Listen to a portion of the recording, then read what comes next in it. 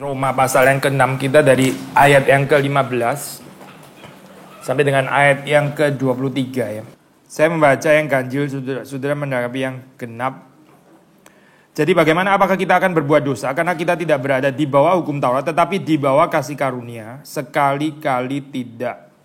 Apakah kamu tidak tahu bahwa apabila kamu menyerahkan dirimu kepada seorang sebagai hamba untuk menaatinya, kamu adalah hamba orang itu yang harus kamu taati, baik dalam dosa yang memimpin kamu kepada kematian, maupun dalam ketaatan yang memimpin kamu kepada kebenaran.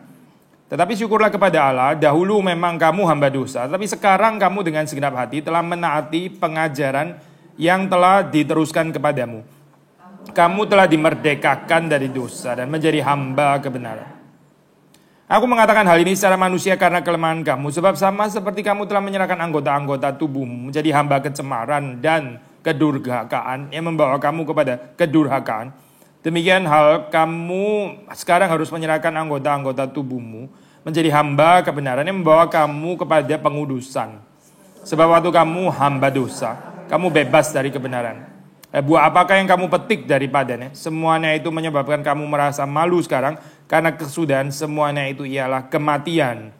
Tetapi sekarang setelah kamu dimerdekakan dari dosa dan setelah kamu menjadi hamba Allah, kamu beroleh buah yang membawa kamu kepada pengudusan. Dan sebagai kesudahannya ialah hidup yang kekal. Sebab kita baca bersama-sama, sebab upah dosa ialah maut, tetapi karunia Allah ialah hidup yang kekal dalam Kristus Yesus. Mari kita berdoa. Tuhan, berkatilah firman Tuhan ini bisa berbicara dalam kehidupan kami. Engkau yang menerjemahkan, yang kuasa Roh-Mu yang kudus bekerja di tengah-tengah kami, membawa kami kepada Kristus, membawa kami kepada firman. Dan Tuhan sendiri yang menolong kami untuk bisa merelasikan apa yang kami renungkan ini di dalam keseharian kami. Kiranya Tuhan memberkati hamba-Mu yang berbicara, berkati setiap kami mendengar, berkati sound system bisa berjalan dengan baik pada hari ini. Dan kami menyerahkan seluruh pertemuan pada pagi hari ini sampai siang di dalam berkat dan anugerah Tuhan. Demi Yesus Kristus kami berdoa.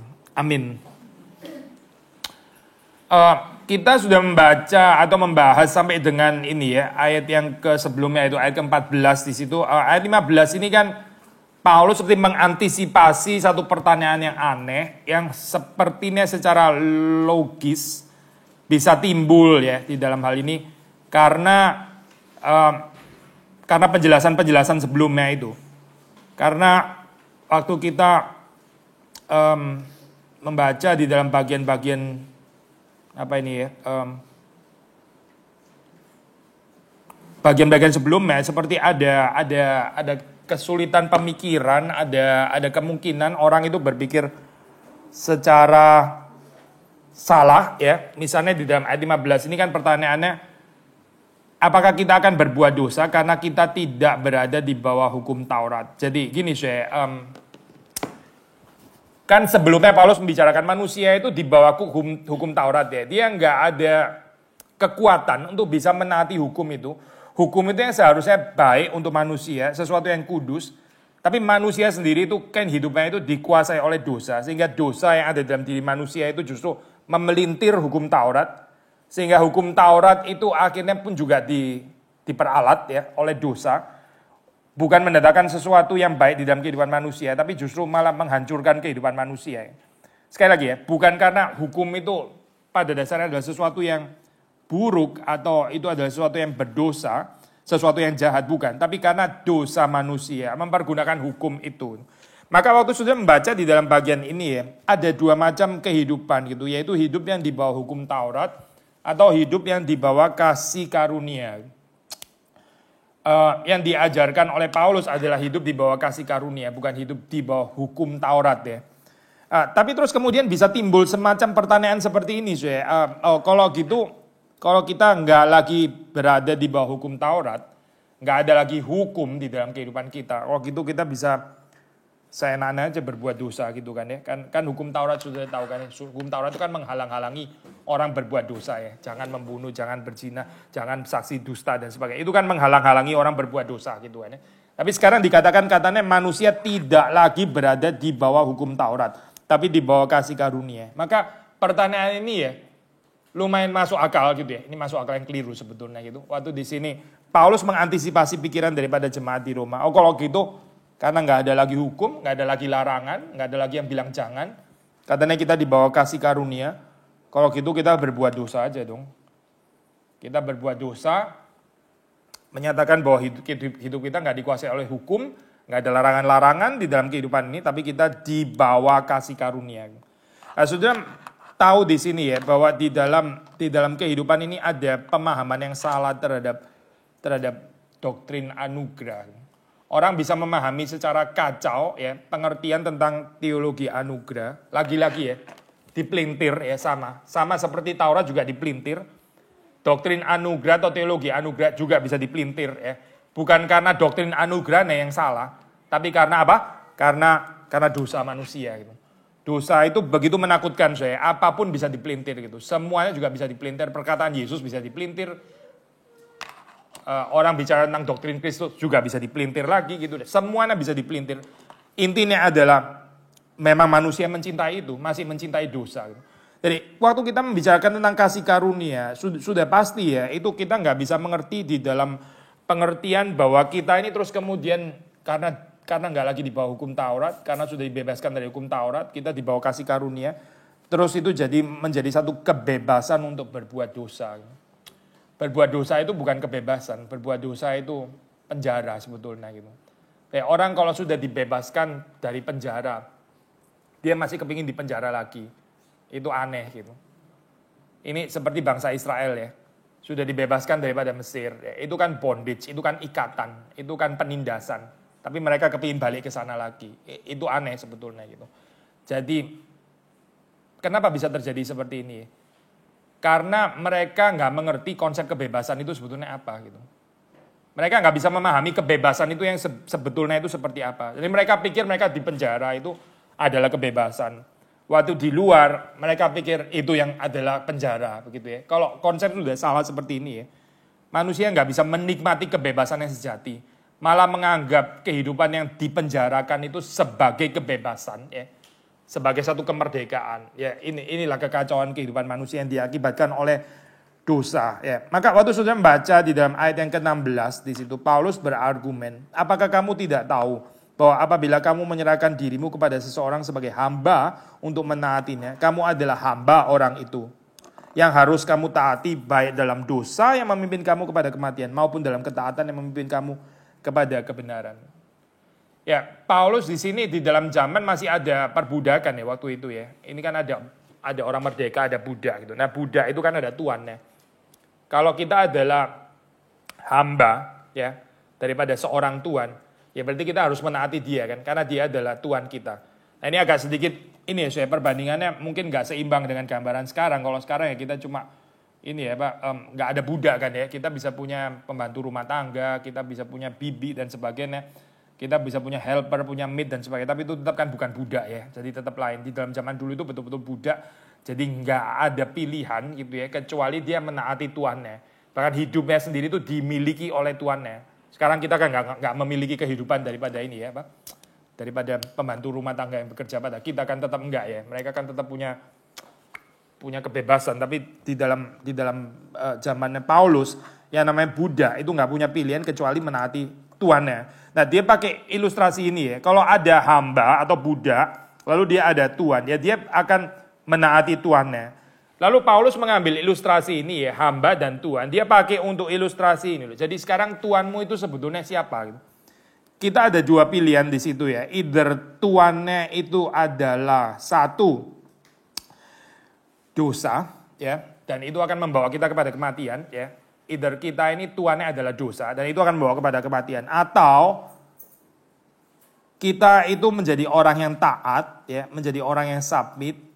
Dan itu akan membawa kita kepada kebenaran. Kebenaran di sini kalau saudara baca di dalam ini ya, terjemahan bahasa Inggris itu bicara tentang righteousness ya, bukan truth di sini.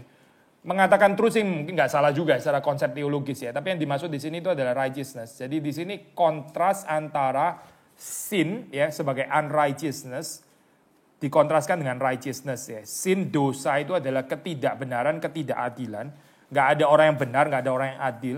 Lalu lawan katanya itu adalah ketaatan yang memimpin kepada kebenaran, keadilan atau righteousness di dalam bahasa Inggris ya. Seperti kita sudah pernah bahas ya, righteousness adalah salah satu daripada cardinal virtue kalau di dalam Greco-Roman culture ya bahkan ya. Ini bukan satu pembicaraan eksklusif di dalam Alkitab, maksudnya ada kemiripan di situ, sangat dekat dengan yang dibicarakan oleh kebudayaan Greka dan Romawi. Justice ya, saudara tahu istilah justice ya, saudara tahu istilah keadilan, kebenaran, yaitu righteousness, justitia ya di dalam bahasa Latin. Ya itu ya maksudnya ya, itu memimpin kita kepada keadilan atau kebenaran. Lawan katanya yaitu ketidakadilan. Nah di sini pakai istilah dosa. Jadi begini saya, seperti kita sudah pernah katakan ya, hidup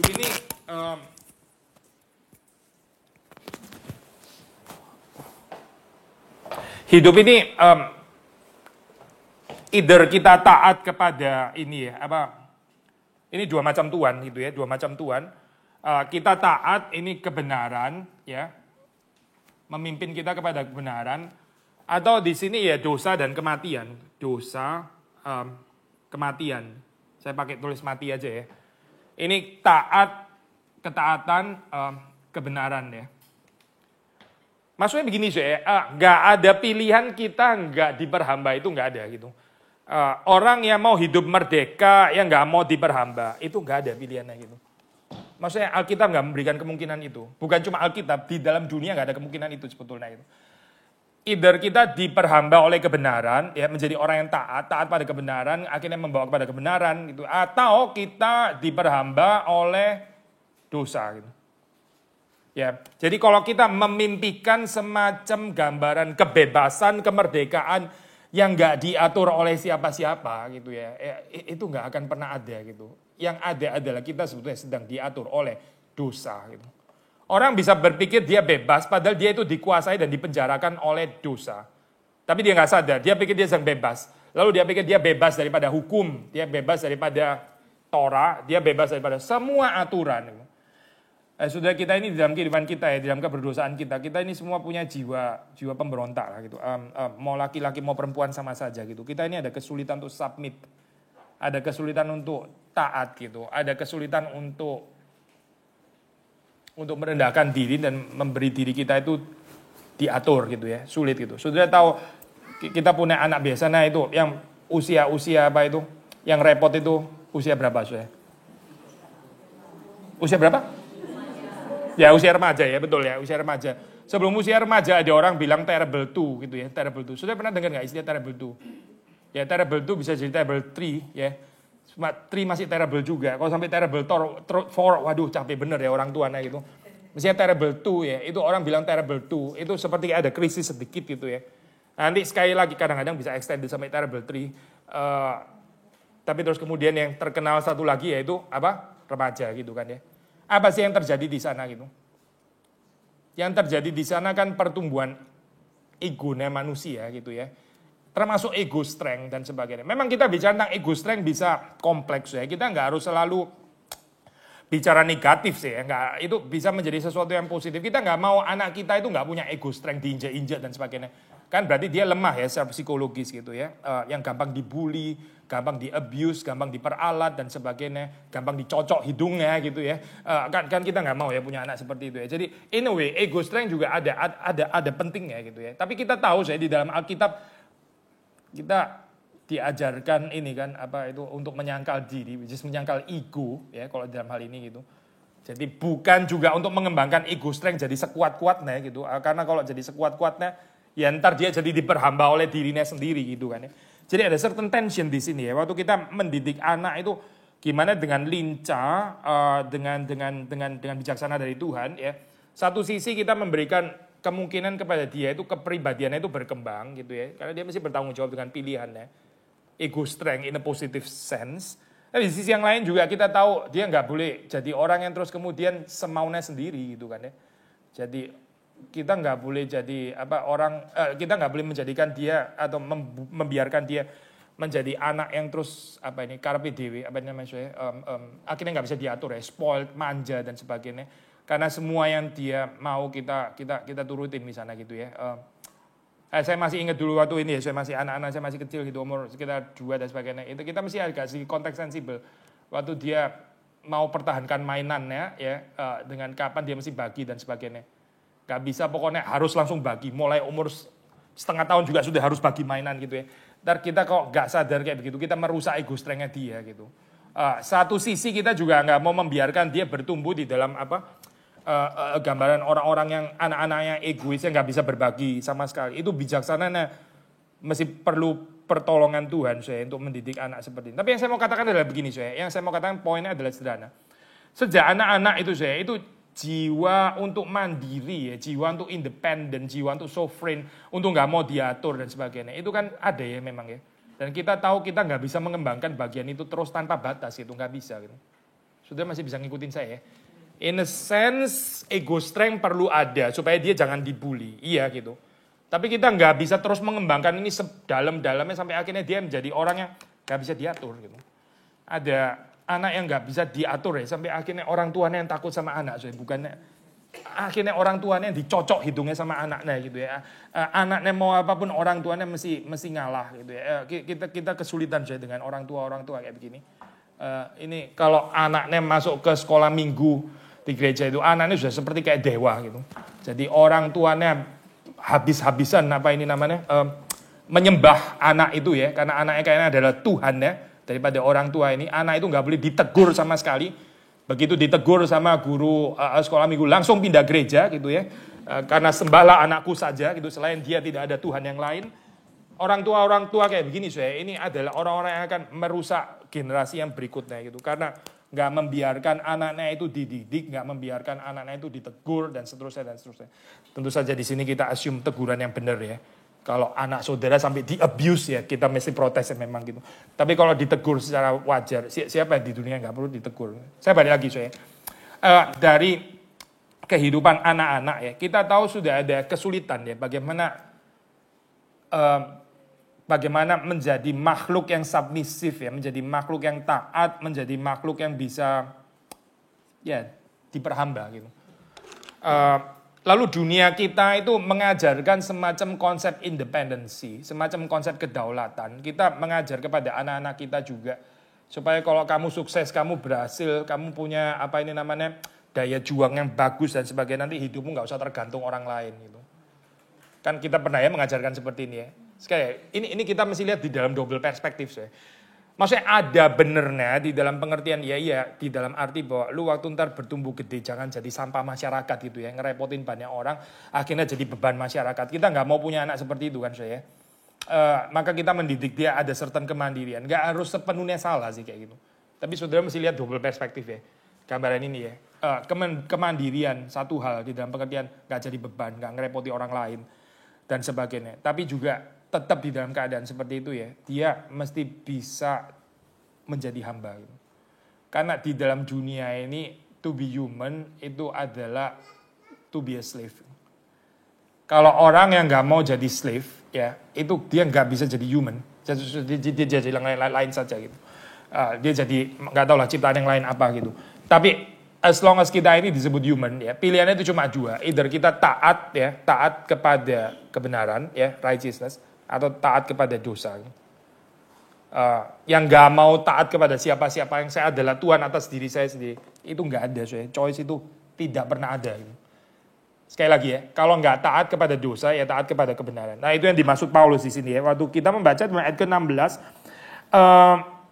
kamu adalah hamba orang itu yang harus kamu taati. Ya dia pakai ilustrasi orang, tapi sebenarnya isinya yang mau dijelaskan oleh Paulus adalah either kita taat ya kepada dosa yang akhirnya memimpin kepada kematian, ataupun ya di dalam ketaatan yang memimpin kamu kepada kebenaran. Nah, bagaimana kita menjadikan keluarga kita, ya diri kita sendiri juga termasuk menjadi orang-orang yang dengan rela menghambakan diri kepada kebenaran, menghambakan diri kepada keadilan dan kebenaran. Syukurlah kepada Allah, dahulu memang kamu hamba dosa, tapi sekarang kamu dengan segenap hati telah menaati pengajaran yang telah diteruskan kepadamu. Kata yang saya mau soroti di sini adalah segenap hati. Perhatikan ya, Paulus di sini bilang ya, kalau kamu masih tertarik untuk berbuat dosa, kamu pikir kamu bebas daripada hukum Taurat, terus kamu masih mau explore yang namanya dosa gitu ya. Kamu itu lupa bahwa itu bagian kehidupan periode kamu yang lama sudah lewat harusnya gitu. Sudah selesai harusnya. Dahulu kamu hamba dosa. Itu kita semua dulu hamba dosa. Tapi sekarang kita di dalam Kristus, kita bukan menjadi hamba dosa lagi. Gimana kita masih bisa tertarik dengan dosa? Seperti orang Israel. Dulu mereka di Mesir, dulu. Ini sekarang sudah dibebaskan. Kok masih tertarik lagi ke Mesir? Itu kan sudah lewat. Ini kan gak move on deh berarti orang itu. Dia masih menghargai periode yang dulu ya. Seperti nostalgia. Itu bukan sesuatu yang indah. Tapi sesuatu yang sebetulnya mencelakakan kita. Yang membawa kita dalam kehidupan yang gak bisa menikmati kebebasan. Bagaimana kita masih mau menghambakan diri kita kepada dosa. Tetapi sebaliknya, kalau seseorang itu betul-betul mengalami kelahiran yang baru di dalam Tuhan Yesus, dia ini ada cirinya ya, ada tandanya. Dia dengan segenap hati menaati pengajaran. Dengan segenap hati menaati pengajaran. Saya baca di dalam ini ya, bahasa terjemahan yang lain ya. But thanks be to God that you were once slaves of sin and become obedient from the heart to the standard of teaching to which you were committed. Become obedient from the heart. Kamu taat dari hatimu gitu. Segenap hati ya kalau di dalam bahasa Indonesia ya ada istilah hati juga gitu. Maksudnya ini bukan satu ketaatan yang eksternal, bukan satu ketaatan yang sifatnya itu lahiriah. Tapi ketaatan yang dari dalam hati, itu berarti internal gitu. Saudara bisa membedakan ya, keagamaan yang eksternal dan keagamaan yang internal. Bisa membedakan nggak saudara? Saudara datang ke PA, di sini belajar firman Tuhan. Ini gerakannya itu dari dalam hati atau keharusan eksternal. Bisa membedakan nggak saudara? Saudara waktu saudara berdoa itu karena kewajiban eksternal atau kerinduan yang timbul dari dalam hati. Itu dua hal loh. Atau saudara mencintai suami itu kewajiban eksternal ya, gosokin enggak kali ya, itu urusan amit gitu kali ya atau pelayanan apapun ya, gitu. Waktu saudara melakukan itu kewajiban eksternal atau itu lahir dari hati yang mengasihi, kan ada bedanya ya. Hati yang mengasihi itu berarti ada kerelaan, itu nggak akan membuat kita capek gitu, karena kita itu rela memang mengerjakannya. Tapi kalau kita melakukan segala sesuatu itu sifatnya itu eksternal, ya lahiri ya, dan ya inilah suatu saat jebol gitu. Orang doa terus secara eksternal, suatu saat dia muak loh, di suatu saat dia akan muak gitu. Orang disuruh pelayanan ini, aktivitas itu ya, ikut KKR lah atau apa gitu ya, tapi eksternal, bukan dari dalam hatinya gitu. Lama-lama jebol gitu, lama-lama enough is enough gitu. Kenapa saya melakukan ini terus gitu ya. Atau orang belajar firman Tuhan, juga sama. Ini saya bukan membicarakan hal-hal ini, bukan hal yang negatif ya, semuanya hal yang positif itu. Tapi yang membuat negatif itu ada kan, waktu kita melakukannya itu karena eksternal, bukan karena obedient from the heart. Nah, kita bisa mengaitkan ini juga di dalam kaitan ini ya, mendidik anak dan sebagainya, tetap poin yang sama ya, bagaimana menghadirkan kehidupan yang dari dalam hati, bukan kewajiban eksternal gitu. Dan mengatur, makanya ini waktu kita bicara tentang pendidikan anak ya, itu mengarahkan hati anak itu yang penting gitu. Mengarahkan hati, nggak mungkin tanpa kekuatan Roh Kudus, nggak mungkin ya. Ini bukan kehebatan manusia. Tapi kalau kita hanya mengajar mereka, terus mereka hanya taat secara eksternal atau lahiri ya, itu suatu saat juga akan jebol gitu. Setiap kali dia belajar karena kita suruh belajar gitu ya, terus kita tungguin di situ sebelahnya gitu, misalnya dia sudah uring-uringan nggak dari dalam hatinya kita yang mau dia belajar gitu ya, hatinya dia sendiri dia nggak mau belajar gitu. Tapi kita terus menciptakan kondisi-kondisi eksternal di dalam kehidupan keluarga gitu, atau di dalam kehidupan bergereja dan sebagainya gitu, nggak menolong ya, nggak menolong gitu. Kita kan sekarang ada ini ya, family worship paling jarang sebulan sekali, mungkin suatu saat terjadi sebulan 2 kali, terus sebulan 3 kali, dan pada akhirnya setiap minggu gitu ya. Nah itu challenge ya untuk kita orang tua, bagaimana mendidik anak-anak kita ya, mendidik anak-anak itu juga bisa beribadah dari dalam hati mereka gitu. Bukan seperti anjing ya, sit itu misalnya, itu kan anjing ya gitu. Diam, tenang gitu. Itu kita memperlakukan anjing. Anjing itu nggak bisa taat dari dalam hati. Anjing nggak bicara hati, kita nggak bicara hatinya anjing atau apa gitu ya. Kita juga nggak bicara, hai anjing kasihlah Tuhan penciptamu dengan segenap hatimu. Itu bukan untuk anjing, itu untuk manusia.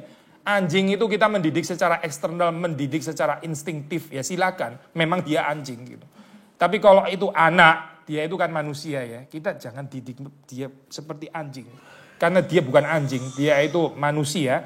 Dan dia seharusnya waktu dia beribadah, waktu dia mendengar firman Tuhan, itu juga sama saya, ini sama dengan pergumulan kita ya. Mestinya dia become obedient from the heart, itu dari hatinya gitu. Ya, dari hatinya, bukan karena keterpaksaan, bukan karena ibadah yang sifatnya lahiriah. Maka saya baca lagi ya, ayat yang ke-17 ini. Syukurlah kepada Allah, dahulu memang kamu hamba dosa, tapi sekarang kamu dengan segenap hati telah menaati pengajaran yang telah diteruskan kepadamu. Jadi memang arah hatinya ke sana gitu. Arah hatinya itu kepada kebenaran, arah hatinya itu kepada pengajaran yang benar gitu. Bukan karena disuruh secara terpaksa, karena memang dia dengan segenap hati, willingly, dengan rela hati, dengan sukacita bahkan ya. Kalau pinjam Mazmur 1 itu, yang kesukaannya ya, his delight atau her delight itu adalah Torah Tuhan. Ayat 18 kemudian dilanjutkan, kamu telah dimerdekakan dari dosa dan menjadi hamba kebenaran. Ya, saudara melihat di sini ya, kebenaran dan dosa itu kontras gitu. Kita dipenjara di dalam dosa ya, artinya nggak bisa menjadi hamba kebenaran. Kita bebas dari kebenaran. Atau kita bebas dari dosa, ya, tidak lagi diperbudak oleh dosa, supaya kita apa? Bisa menjadi hamba kebenaran. Saya pernah saya bicara kepada saudara, ini bicara from slave to slave berarti gitu. Dari hamba menjadi hamba, ya. Bukan even waktu kita pakai istilah freedom, kemerdekaan, kebebasan dan sebagainya, itu adalah menjadi hamba, di dalam pengertian hamba kebenaran. Itu true freedom. Itu kebebasannya sejati ya. Tapi ada orang yang berpikir bagaimana hidup from slave to freedom yang nggak ada slavery-nya gitu. Sekali lagi ya, nggak ada itu pilihan itu di dalam kekristenan nggak ada. Kalau kita mau dari from slavery terus kita nggak ada lagi slavery, saya betul-betul bebas, saya bisa kontrol kehidupan saya sendiri dan sebagainya. Itu menurut Alkitab masih slavery sebetulnya gitu. Masih slavery yang lama, yaitu slavery dosa itu tadi. Kelihatannya seperti bebas, lu masih di situ sebetulnya, masih di penjara. Kok kamu rasa kamu bebas? Sebetulnya masih di penjara gitu. Yang betul-betul bebas itu adalah yang bisa menjadikan dirinya itu hamba kebenaran. Nah itu true freedom kalau menurut Alkitab itu ya. Kita ini kan bukan Tuhan ya, kita ini kan manusia, kita ini ciptaan ya. Natur kita itu adalah terikat kepada pencipta kita. Itu nggak bisa tidak harus seperti itu. Tuhan itu pencipta ya. Tuhan itu naturnya kan, dia itu divine. Tuhan itu mempermuliakan dirinya sendiri, yaitu Tuhan itu. Tuhan kalau nggak mempermuliakan dirinya sendiri, itu absurd, karena dia yang paling di atas. Dia nggak mungkin ada Tuhan yang lain di atasnya, sudah bisa mengikuti saya kan ya. Kalau dia adalah Tuhan, dia nggak mungkin harus menyembah yang lain lagi di atasnya, berarti dia bukan Tuhan dong. Karena dia adalah Tuhan, maka kemuliaannya itu sudah yang paling tinggi. Ini namanya dia Tuhan. Maka segala sesuatu harus kembali kepada dirinya sendiri. It's just correct kayak begini saya. Tetapi ya, saudara dan saya, kita kan bukan Tuhan. Kita kan diciptakan. Kita ini paling maksimal ya. Kita ini paling bahagia sebagai ciptaan kalau kita mempermuliakan Tuhan. Kalau kita mempermuliakan diri kita sendiri, kita hancur. Karena itu bukan naturnya ciptaan. Ciptaan itu nggak seharusnya seperti itu gitu ya. Saya ambil contoh lain ya. Ini apa ini? Gitar kan ya. Naturnya gitar ini untuk apa? Untuk dimain gini ya. Kalau saudara jadi ini tongkat, misalnya ya. Saudara ini ya, kita kesehatan mulai kurang, saudara pakai ini jadi tongkat. Ya jebol lah saya gitar itu gitu. Itu bukan naturnya gitar untuk dijadiin tongkat. Nangkep maksudnya? Kita maksa, enggak, saya mau ada kebebasan. Gitar pun juga boleh jadi tongkat. Ya silakan saja. Akan jebol gitar itu pasti gitu. Diri kita ini ya, naturnya itu natur ciptaan. Kita natur ciptaan itu have to submit. Harus tunduk kepada yang lain. Di dalam hal ini ya, kepada Tuhan, kepada pencipta kita, kepada kebenaran. Kalau kita nggak mau tunduk, kalau kita mau mengontrol kehidupan kita sendiri, ya kita akan merusak diri kita sendiri. Karena naturnya ciptaan itu ditetapkan Tuhan, yang paling indah adalah waktu dia bisa menjadi hamba kebenaran. Ini good news sebetulnya, saudara. Ini adalah sesuatu yang merupakan kabar baik. Seharusnya kita tertarik ya. Kita yang lahir baru, kita harusnya tertarik. Kita dimerdekakan dari dosa. Karena dosa itu mereduksi kehidupan manusia ya. Tapi kebenaran itu membawa kehidupan di dalam segala kelimpahan. Ya, itu namanya life enrichment. Ya, sudah tahu ya bedanya life reduction sama life enrichment. Saya sering kali pakai ini untuk ini saya mereka yang biasa mau nikah ya di konseling itu apa pribadi, saya mengingatkan mereka gitu.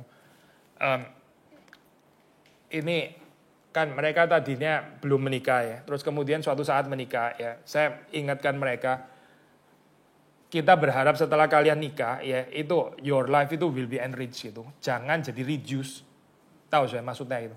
Ada orang setelah nikah hidupnya jadi reduce. Jadi nggak ada waktu untuk yang lain gitu ya. Perduaan itu terus gitu ya. Masuk ke dalam kesempitan daun kelor atau whatever istilahnya lah gitu. Kayak nggak bisa diganggu lagi gitu. Belum lagi ntar kalau punya anak lebih reduce lagi gitu ya. Lebih kita nggak tahu dia apakah masih di planet Earth atau sudah di tempat lain, kita nggak tahu gitu. Nggak tahu the whereabout dia ini ada di mana, sudah nggak tahu lagi. So, kita lose kontak gitu ya. Itu berarti life reduction gitu. Kalau pernikahan membawa kita kepada life reduction ya, mungkin lebih baik nggak nikah kali. Sekali lagi saya, pernikahan kalau membawa kita kepada life reduction, bukan life enrichment, itu berarti pernikahan yang gagal gitu. Saya nggak peduli dia hubungannya intimate lah, seperti kayak cocok sekali, tetap life reduction yaitu life reduction gitu. Mungkin kelihatan seperti kayak nggak ada konflik, mungkin saja gitu ya, tapi dia menghilang daripada peredaran. Life reduction berarti hidup itu jadi sempit gitu. Tapi kalau benar ya, kehidupan pernikahan yang diberkati Tuhan, itu jadi life enrichment gitu. Horizon saya itu harusnya lebih luas setelah saya menikah, setelah saya punya anak termasuk. Horizon saya itu harusnya lebih luas, bukan reduce malah, bukan reduce, tapi enrich. Nah, ini yang saya mau katakan adalah dosa itu membawa kepada life reduction. Dosa itu menyempitkan kehidupan manusia, whereas kebenaran, ya, hidup di dalam kebenaran, itu membawa kepada life enrichment, membawa kepada kelimpahan hidup, kekayaan hidup. Seperti saudara di penjara. Namanya penjara, kita tahu penjara kan ya? Penjara ukurannya berapa sih? 30 hektar itu. Satu kamar 30, itu bukan penjara lah ya. Penjara saudara tahu, ya itulah penjara segitu itu, penjara namanya gitu. Itu kan reduction kan ya. Kesempitan itu. Itu namanya penjara. Lalu orang bebas dari penjara. Ya dia bisa dapat alam semesta ini. Kan gitu kan saya. Jadi yang di penjara itu yang sempit, ya, yang dikeluarkan dari penjara itu yang hidupnya di dalam segala kelimpahan. Kan gini kan ya gambarannya sederhana. Nah, menurut Alkitab, dosa itu memenjarakan kita gitu. Membuat kehidupan kita itu akhirnya sempit, ya, nggak bisa bergerak, kayak di penjara, membosankan, ya, dan seterusnya dan seterusnya. Tetapi waktu kita menjadi hamba kebenaran, nah di situ sebenarnya kita masuk ke dalam life enrichment. Disitulah kehidupan kita itu diubahkan oleh Tuhan. Dan kita bisa menikmati kekayaan anugerah Tuhan di dalam alam semesta ini. Kamu dimerdekakan dari dosa dan menjadi hamba kebenaran. Tapi Paulus begitu realistis ya. Waktu dia mengatakan ayat ke-19. Aku mengatakan hal ini secara manusia karena kelemahan kamu. Sebab sama seperti kamu telah menyerahkan anggota-anggota tubuhmu menjadi hamba kecemaran, kedurhakaan, membawa kamu kepada kedurhakaan. Demikian hal kamu sekarang harus menyerahkan anggota-anggota tubuhmu menjadi hamba kebenaran, membawa kamu kepada pengudusan. Ini loh saya, istilah harus yang sebetulnya nggak terlalu tepat ini ya. Saudara mengerti nggak ya? Ini sebetulnya tadi kita berhenti di dalam ayat yang sebelumnya. Kan sudah jelas ya gambaran ini kan ya. Gambaran kamu tadi di penjara, dosa, itu mencekik kamu, itu life reduction. Sekarang kamu dibebaskan untuk bisa menjadi hamba kebenaran. Nikmatilah hidup menjadi hamba kebenaran. Seharusnya sudah cukup kan ya. Tapi sekarang Paulus ya mengatakan, ya tapi karena memang kita ini orang lemah ya. Kita mesti dikasih tahu oleh Paulus. Paulus bilang, kamu dulu menyerahkan anggota-anggota tubuhmu menjadi hamba kecemaran, kedurhakaan. Itu kamu menjadi hamba dosa ya. Nah sekarang kamu harus menyerahkan anggota-anggota tubuhmu menjadi hamba kebenaran yang membawa kamu kepada pengudusan. Istilah harus ini sebetulnya nggak terlalu tepat kan di sini kan ya. Saudara tahu nggak ini apa? Kalau orang sudah bebas dari penjara ya, kita nggak ngomong kamu harus di luar gitu kan. Perlu nggak sih ngomong kalimat kayak gini? Saudara pernah lihat orang keluar dari penjara gitu terus kita bilang, kamu harus di luar ya. Kamu tidak boleh masuk di penjara ini lagi. Kan nggak perlu ya kalimat ini sebetulnya kan. Kecuali orang itu betul-betul orang yang rada gitu. Dia bisa lebih senang di penjara, rasa di penjara lebih bebas daripada di luar. Ini orang memang agak rada gitu. Tapi kalau orang itu normal ya, kita kan nggak usah ngomong ya sebetulnya. Kamu jangan kesini lagi. Nggak perlu tuh kalimat ini kan. Kamu harus di luar. Kamu harus menikmati kebebasan gitu ya. Kamu harus menikmati ini apa padang rumput yang luas. Kok harus menikmati? Itu dia harusnya tahu sendiri kan ya. Dia boleh jalan kemana-mana. Gak usah dipakai istilah harus lah di sini gitu. Jadi dalam hal ini saya Paulus mengantisipasi kelemahan kita ya, karena kita ini yang somehow memang juga rada-rada masih bisa lebih mencintai penjara gitu. Seperti Israel lebih mencintai Mesir ya. Lebih mencintai Mesir daripada kebebasan untuk menjadi hamba-hamba Allah Israel. Mereka lebih suka di Mesir itu. Memang rada-rada. Jadi Paulus bilang, karena kelemahan kamu ini ya, saya ingatkan kamu. Kamu telah menyerahkan anggota-anggota tubuh menjadi hamba dosa, hamba kecemaran, hamba kedurhakaan. Itu membawa kamu kepada kedurhakaan. Kamu mesti ingat itu membawa kepada kebinasaan, kedurhakaan, kecemaran, membawa kepada kematian. Tetapi sekarang kamu harus menyerahkan anggota-anggota tubuhmu menjadi hamba kebenaran yang membawa kamu kepada pengudusan. Sebetulnya saya cerita pengudusan itu bukan keharusan di dalam pengertian kayak you should atau you must ya. Tapi lebih cocok pakai paradigma invitation, you may, saudara boleh gitu. Nah, saya suka pakai ilustrasi ini ya. Saudara kalau diundang orang ulang tahun, pesta dan sebagainya, kita nggak bilang saudara harus datang kan, saudara boleh datang gitu kan. Memang nggak harus sih, tapi saudara diundang gitu, saudara boleh datang. Boleh itu berarti bicara kebebasan. Kalau istilah harus itu seperti kayak mencekik gitu kan ya. You have no choice but to come gitu misalnya. Ini teman agak obsesif juga ya. Dia bisa ngamuk kalau saya nggak datang gitu misalnya. Tapi kalau dia normal, dia kasih kebebasan kepada kita ya. Tapi dia bilang di dalam undangannya, silakan kamu datang, kamu boleh datang ya. Kamu diundang gitu. Itu paradigmanya kan you may ya, bukan you must atau you should. Karena ini adalah satu kabar baik. Cerita kita menjadi hamba kebenaran ya, cerita kehidupan kita yang dikuduskan, itu paradigmanya adalah undangan kabar baik. Itu adalah sesuatu yang seharusnya menarik bagi kita gitu. Bukan yang membawa kita kepada keharusan-keharusan, apalagi keharusan sifatnya itu eksternal. Karena waktu kita bicara keharusan itu bisa nanti menjadi keagamaan lahiriah lagi gitu. Saya harus dikuduskan, saya harus belajar firman Tuhan, saya harus menjadi hamba kebenaran. Akhirnya keharusan-keharusan menjadikan keterpaksaan. Lagi-lagi balik lagi seperti kayak di bawah hukum Taurat kan. Padahal Paulus bilang, kamu sudah bebas daripada hukum Taurat. Sekarang ini bicara tentang undangan kasih karunia. Kamu yang sebetulnya nggak boleh masuk, tapi sekarang boleh masuk. Kamu dibebaskan gitu. Daripada penjara. Kamu boleh menikmati masuk ke dalam keindahan kehidupan berjalan bersama dengan Tuhan. Menjadi hamba kebenaran. Itu ayat yang ke-19, ayat ke-20. Sebab waktu kamu hamba dosa, kamu bebas dari kebenaran. Konsep ini sangat jelas ya, nggak perlu ada penjelasan kali ya. Kalau kita menghambakan diri kita kepada dosa, kita itu nggak bisa menjadi hamba kebenaran. Kita jadi bebas dari kebenaran. Padahal bebas dari kebenaran itu kecelakaan. Kita harusnya hamba, terikat kepada kebenaran. Itu yang kemerdekaan. Tapi orang yang menjadi hamba dosa, itu dia bebas dari kebenaran. Yang ke-21, dan buah apakah yang kamu petik daripadanya? Kalau kita memperhambakan ini ya, diri kita kepada dosa. Semuanya itu menyebabkan kamu merasa malu sekarang karena kesudahan semuanya itu ialah kematian. Lalu saya baca bahasa Inggris ya. But what fruit were you getting at that time from the things of which you are now ashamed?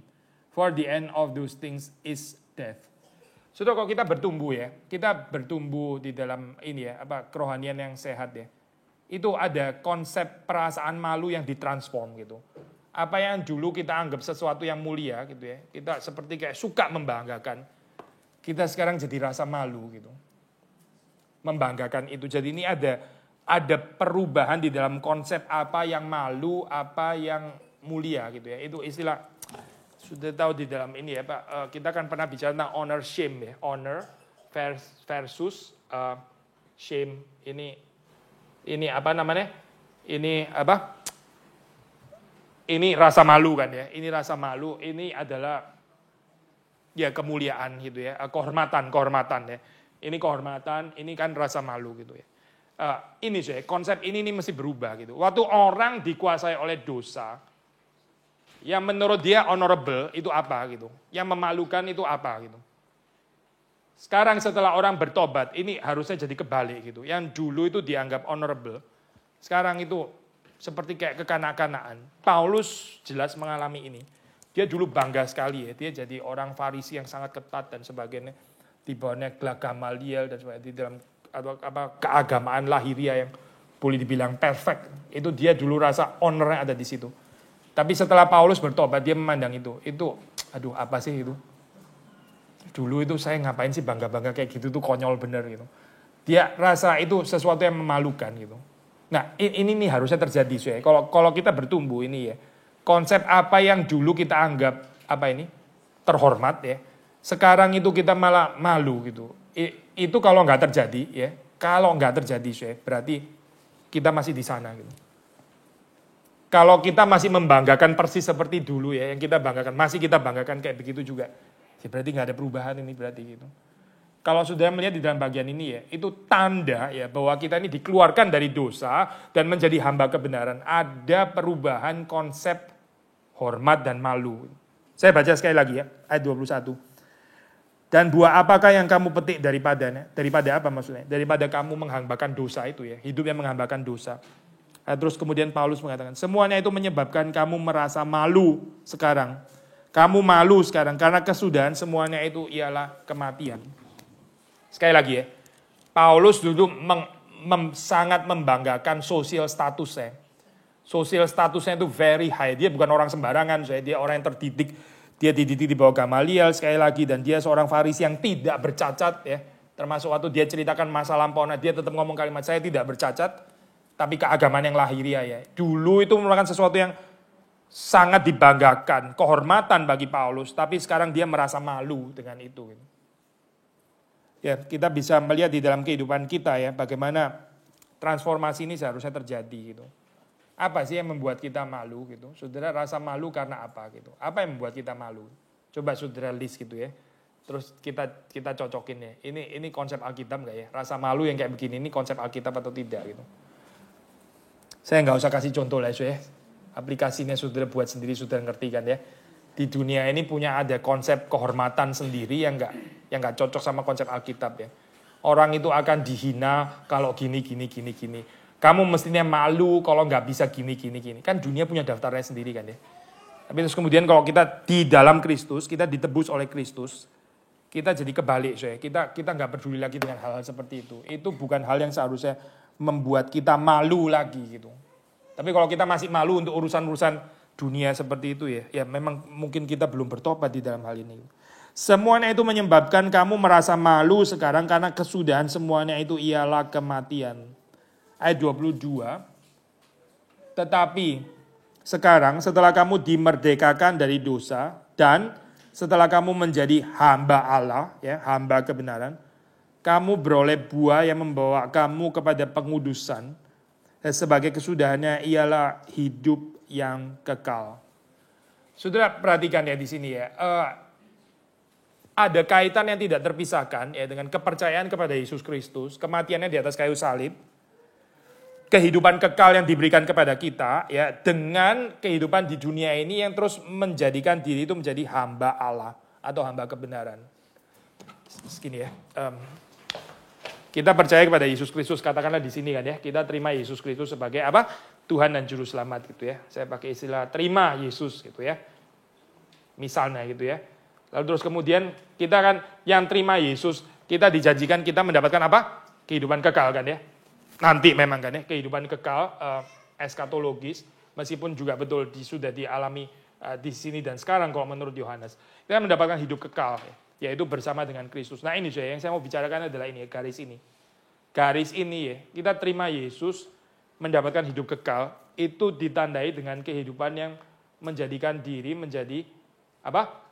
Hamba Allah atau hamba kebenaran. Sehingga ada kontinuitas ya, kontinuitas antara kehidupan yang di sini ya, kesinambungan dengan kehidupan yang akan datang, hidup kekal. Sudah ngerti ya? Paulus bilang kalimat seperti ini. Kita dimerdekakan dari dosa, ayat 22. Ini sebelumnya, ini kita bicara di sini ya, sebelumnya, ini yang sebelumnya di sini. Ini apa? Ini adalah hidup di dalam dosa, gitu kan ya. Hidup di dalam dosa. Kamu sudah dimerdekakan. Nah, saudara perhatikan ya, sudah dimerdekakan, kita terima Yesus di dalam hati. Lalu kemudian kita apa? Menjadi hamba Allah. Dan hamba Allah ini, kamu beroleh buah yang membawa kamu termasuk di dalamnya ini apa? pengudusan, gitu ya, pengudusan. Lalu buahnya diakhiri, kesudahannya itu apa? Hidup yang kekal. Saudara nggak Pak? Kehidupan kekal itu adalah buah apa? Buah pengudusan, ya. Buah kita menjadi hamba Allah dan hamba kebenaran. Saya mau ngomong apa sih? Saya mau ngomong ini ya. Ada jenis kekristenan ya, semacam kekristenan. Saya boleh bilang itu kekristenan yang sesat. Mereka mengajarkan terima Yesus ya, hidup kekal. Lalu di sini nggak peduli dengan hamba Allah, hamba kebenaran, kemudian ini nggak ada gitu. Jadi mereka ini mimpi, ya, orang-orang ini mimpi terima Yesus ya, terima Yesus jenis apa saya juga nggak tahu gitu. Itu pasti terima Yesusnya pun juga palsu pasti. Terima Yesus, terus kemudian apa? Kan hidup kekal katanya. Jadi kehidupannya di sini, saya terserah dong. Yang penting kan sudah terima Yesus, hidup kekal. Jadi di sini saya mau tetap hamba dosa gitu ya, hamba dosa kan sudah terima Yesus, nanti hidup kekal gitu ya. Di sini apa? Hamba dosa gitu. Hidup semau saya sendiri, saya nggak usah submit kepada apa-apa, nggak usah ada hukum di dalam kehidupan saya pokoknya mau apa terserah saya, itu hamba dosa kan ya. Hamba dosa itu bukan di sini, hamba dosa itu di sini. Berarti apa sih? Berarti orang itu belum terima Yesus sebetulnya gitu. Sudah bisa mengerti nggak sih? Orang yang bilang dia terima Yesus, tapi dia nggak mau menjadi hamba Allah, hamba kebenaran, nggak mau dikuduskan kehidupannya. Ini berarti bukan orang terima Yesus, dia di sini berarti masih itu. Dia menipu diri seperti kayak dia sudah terima Yesus dan sudah pasti akan dapat hidup kekal. Kenyataannya dia di sini sebetulnya. Dia belum pernah terima Yesus. Itu Yesus di dalam pikirannya dia sendiri. Bukan Yesus yang di dalam Alkitab. Karena Yesus yang di dalam Alkitab, kalau kita terima dia di dalam hati kita akan masuk ke dalam cerita hidup ini. Kita akan masuk ke dalam cerita bagaimana kita menjadi hamba Allah, bagaimana menjadi hamba kebenaran, bagaimana kehidupan kita dikuduskan, dan pada akhirnya buahnya yaitu apa? Kehidupan kekal. Ini konsistensi ya. Terima Yesus, pengudusan, hidup kekal.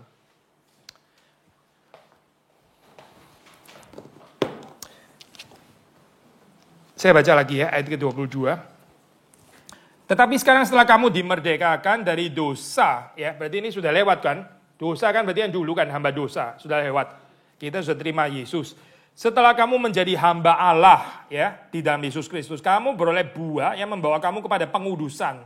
Yang menjadi hamba Allah itu dikuduskan. Dan pada akhirnya kesudahannya ya, kesudahan pengudusan itu ialah hidup yang kekal. Jelas ya soal gambaran ini ya.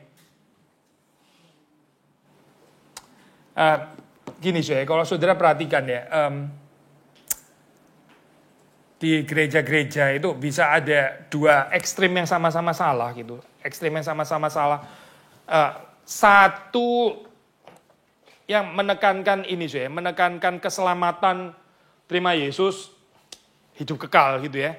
Terima Yesus, pokoknya pasti langsung, itu pasti hidup kekal. Ada benar ya kalimat itu, tapi mereka nggak terlalu menekankan bagian ini ya. Sehingga akhirnya bisa membuat orang itu menipu diri, seolah-olah dia sudah betul-betul terima Yesus, padahal dia masih di sini gitu. Ini kecelakaan ya, kok terjadi seperti ini. Maksudnya gambarannya itu anugerah yang murahan gitu, dan itu bukan kekristenan sebetulnya. Ya, pokoknya terima Yesus, hidup kekal gitu ya. Dan itu pokoknya kamu sekedar pernah angkat tangan aja di KKR mana gitu ya. So, pasti kamu masuk surga kan. Pernah gini kan, lumayan tinggi kan angkat tangannya gitu kan ya. Misalnya gitu. Apalagi kamu maju ke depan, sudah pasti masuk surga gitu. Jadi orang diselamatkan karena maju ke depan gitu ya, bukan karena kehidupannya betul-betul bertobat atau apa gitu. Ini menyeleweng sesuai gambaran seperti ini ya. Tapi di sisi yang lain ya, mungkin ada gereja yang lain khawatir ya dengan gambaran anugerah yang murahan, sehingga terus menekankan ini dikuduskan, mesti menjadi hamba Allah dan sebagainya. Tapi terus kemudian kurang menekankan tentang anugerah ya. Kurang menekankan tentang pemberian keselamatan yang diperoleh karena anugerah Tuhan. Hidup yang kekal itu adalah anugerah Allah. Yesus sendiri itu adalah anugerah Allah gitu. Bukan karena kita yang mendapatkan Yesus, karena kita memilih Yesus, tapi karena Tuhan yang memilih kita gitu kan ya. Jadi waktu kita menekankan bagian ini ya, jangan lupa teologi anugerah ya. Jangan lupa kasih karunia, gitu. Itu tetap karena kasih karunia. Kita diselamatkan bukan karena kita sempurna menyempurnakan diri, menguduskan diri, makanya kita diselamatkan. Sudah nangkep ya poin ini ya. Kita diselamatkan karena apa? Karena korban Yesus Kristus yang sempurna di atas kayu salib. Karena kebenaran Kristus. Diselamatkan karena korban Kristus yang sempurna. Nah, orang yang diselamatkan oleh kesempurnaan korban Kristus, itu dia menjadikan dirinya apa? Hamba Allah, hamba kebenaran, dan dia dikuduskan. Ini adalah tanda-tanda orang yang diselamatkan. Tanda-tanda orang yang diselamatkan. Sehingga kita menutup kemungkinan adanya konsep anugerah murahan itu ya, cheap grace itu nggak ada di dalam teologi reform, nggak ada. Meskipun kita menekankan kita diselamatkan karena kesempurnaan Kristus ya, yang mati di atas kayu salib, tetapi kita rule out, kita menyingkirkan kemungkinan anugerah murahan itu nggak ada, karena kita membicarakan tanda-tanda orang diselamatkan. Kalau tanda itu nggak ada, itu sangat mungkin orang itu nggak jelas terima Yesusnya gitu. Dia terima Yesus yang seperti apa juga nggak jelas. Ayat terakhir ayat ke-23. Sebab upah dosa ialah maut. Tetapi karunia Allah ialah hidup yang kekal dalam Kristus Yesus Tuhan kita. Ya, ini jelas ya, Ini ada sesuatu ya, ada tuayannya. Ya, saudara tahu ya, itu apa? Kadang-kadang ini ya, gereja-gereja tertentu kan membicarakan tentang hukum tabur tuai, saudara tahu ya, hukum tabur tuai, saudara tahu kan ini, hukum tabur tuai. Terus seperti kayak ada seolah-olah kalau kita di reform kayak nggak percaya hukum tabur tuai gitu misalnya. Ini kompleks ya membicarakan ini ya. Gini loh konsep tabur tuai itu adalah ajaran Alkitab. Cuma yang menjadi persoalan adalah waktu itu dimutlakkan dan menggantikan relasi kita dengan Tuhan itu menjadi masalah. Saudara masih bisa ngikutin saya. Jadi, doktrin tabur tuai itu sendiri adalah ajaran Alkitab gitu. Tapi kalau kita memutlakkan hal ini sampai menggantikan relasi kita dengan Tuhan yang dinamis, itu kita jadi memberhalakan hukum tabur tuai ini bukan berrelasi dengan Allah, tapi berrelasi dengan hukum, yaitu hukum tabur tuai. Nangkep gak? Saya ambil contoh gini, Ayub itu hidupnya saleh atau hidupnya berdosa? Saleh kan ya? Kalau menurut hukum tabur tuai bagaimana? Dia harusnya menderita enggak?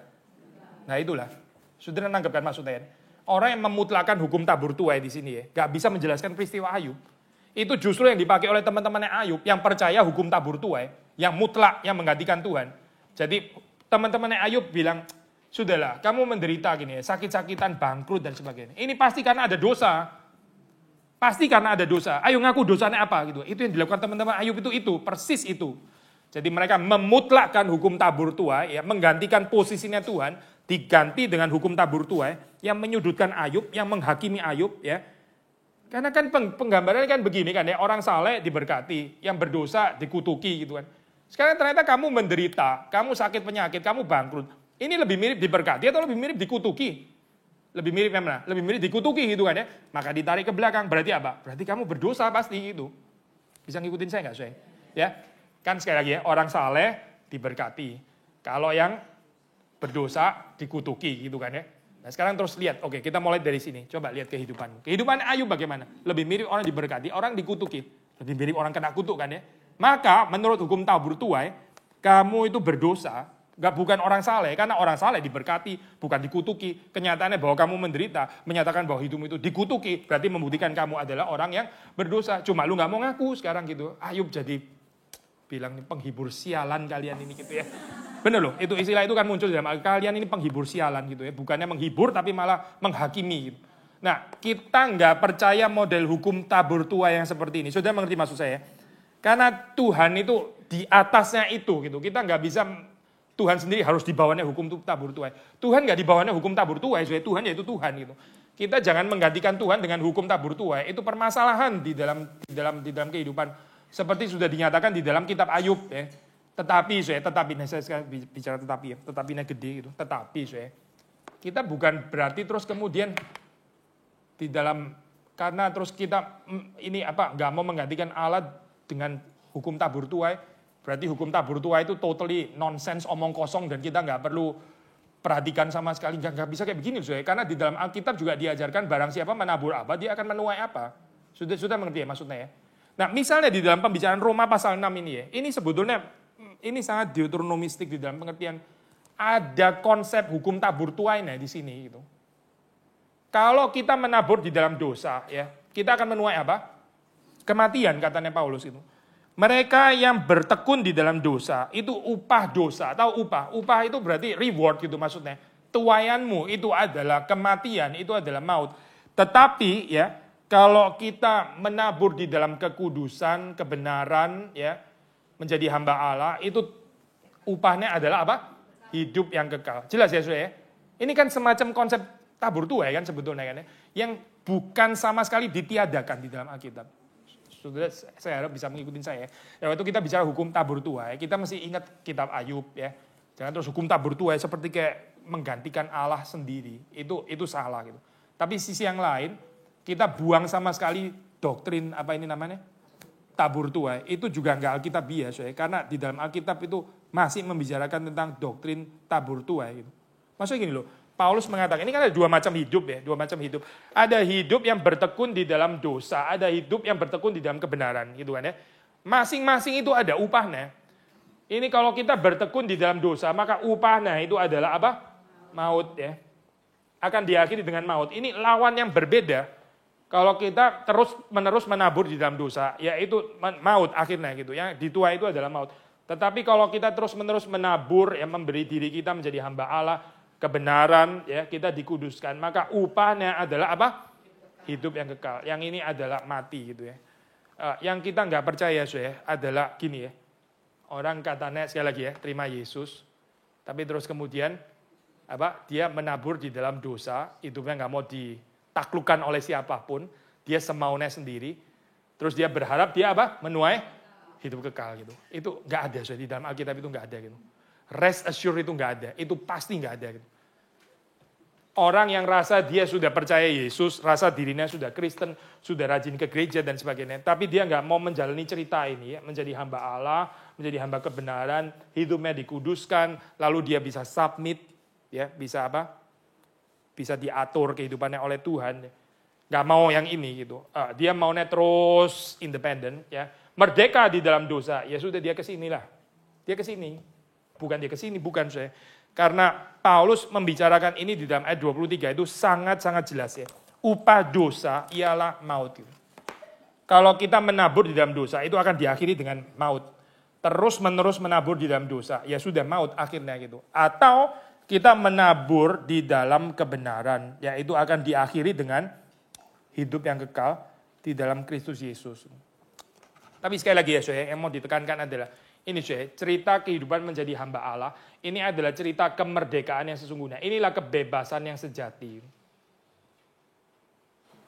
Ini undangan kebahagiaan gitu. Yang ini adalah kecelakaan, ini adalah penjara sebetulnya. Gitu. Tapi ya, saudara perhatikan, dunia itu membalik cerita ini. Dunia bilang, kalau kamu melayani Tuhan itu hidupmu terikat, hidupmu itu seperti kayak life reduction, hidupmu itu jadi sempit, begitu ya. Itu makanya ini kita pakai itu apa?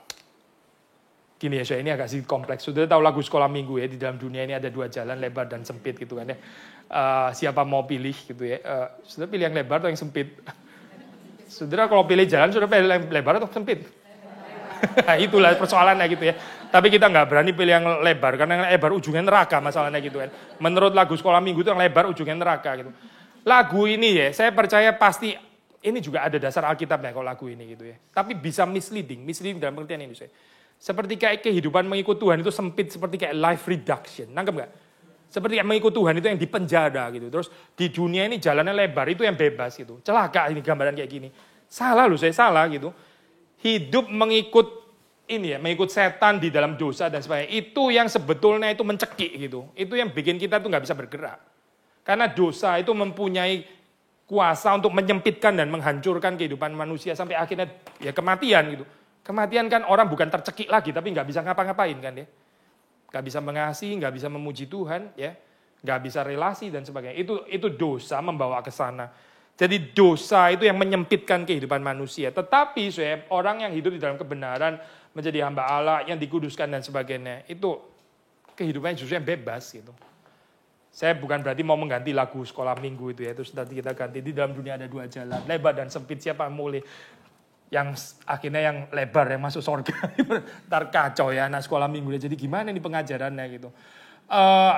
Kalaupun mau tetap pakai istilah itu ya, lebar dan sempit, asal kita mengerti aja maksudnya gitu. Maksudnya mengikut Tuhan itu. Mungkin jalannya menurut dunia seperti kayak sempit ya. Seperti kayak banyak kesusahan gitu. Seperti kayak banyak kerikil, duri, penderitaan dan sebagainya. Tapi itu sebenarnya satu jalan yang penuh dengan kebahagiaan gitu. Itu satu jalan kemerdekaan. Yang lebar itu kelihatannya lebar menurut dunia. Tapi itu jalan yang sebetulnya luar biasa mencekik dan menyengsarakan kita gitu, yang berakhir kepada kematian gitu. Jadi waktu kita memperkenalkan Injil kepada orang lain, ini pertama pasti di dalam pengertian ini ya, konsepnya kita jangan membawa satu konsep seperti kayak kekristenan itu mencekik gitu ya. Kekristenan bukan mencekik, tapi kekristenan itu memerdekakan gitu. Ya, dan juga yang kedua, persepsi yang kedua adalah yang pertama. Kita mesti bisa menyatakan dalam kehidupan kita sendiri ya, bahwa mengikut Kristus itu memang lebih luas gitu. Yang nggak mau ikut Kristus yang tercekik kehidupannya gitu. Sudah mengerti maksud saya? Hidup mengikut Tuhan itu yang bahagia gitu. Yang nggak ikut Tuhan itu yang sengsara. Itu yang sebetulnya putar-putar terus di dalam nggak ada arahnya dan sebagainya. Nggak layak dihidupi kehidupan seperti itu. Kalau kita bisa menyaksikan kehidupannya seperti ini ya, saya percaya kita bisa menyaksikan dengan sukacita, dengan bahagia, membuat orang itu waktu datang kepada Kristus, datangnya juga dari hatinya gitu, bukan karena keterpaksaan gitu. Karena dia lihat kehidupan tetangganya ini kok bahagia gitu ya, kok apa ini namanya, penuh damai sejahtera gitu. Saya kutip sekali lagi ya, kemarin waktu saya di khotbah ya, seperti saudara tahu saya nggak personal ya, tapi saya sedikit ada ini saya Pak koreksi daripada doa di liturgi ya. Saudara masih ingat ya, kemarin datang Tuhan supaya menggelisahkan kita. Saya koreksi, Tuhan nggak menggelisahkan kita. Gitu. Yang menggelisahkan kita itu dunia gitu. Jangan ditukar-tukar gitu. Saudara nangkep maksudnya? Seperti kayak dunia memberikan ketenangan palsu maksudnya kan ya. Ketenangan palsu. Lalu terus kemudian Tuhan datang menggelisahkan kita. Jadi kita ikut Tuhan ini yang restless gitu ya. Terus ikut dunia itu yang sabat. Mana dasarnya soal Alkitabnya gitu.